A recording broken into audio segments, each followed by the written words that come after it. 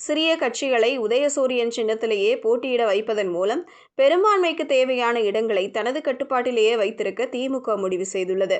ஆனால் திமுகவின் இந்த 180 தொகுதி இலக்கு கூட்டணி கட்சிகளிடையே, குறிப்பாக சிறு கட்சிகளிடையே சலசலப்பை ஏற்படுத்தியுள்ளது.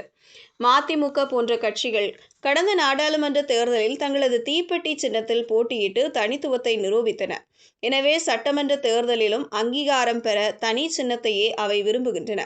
ஆனால் உதயசூரியன் சின்னத்தில் போட்டியிட்டால் மட்டுமே வெற்றி வாய்ப்பு உறுதி என்பதால் வேறு வழியின்றி திமுகவின் நிபந்தனைக்கு சில கட்சிகள் அடிபணிய வாய்ப்புள்ளது. அதே நேரம் தங்களது கட்சியின் அடையாளமே காணாமல் போய்விடுமோ என்ற அச்சமும் சிறு கட்சிகளுக்கு இருக்கத்தான் செய்கின்றன. எனவேதான் அந்த கட்சிகளை சமாதானப்படுத்துவது திமுக தலைமைக்கு ஒரு சவாலான காரியமே.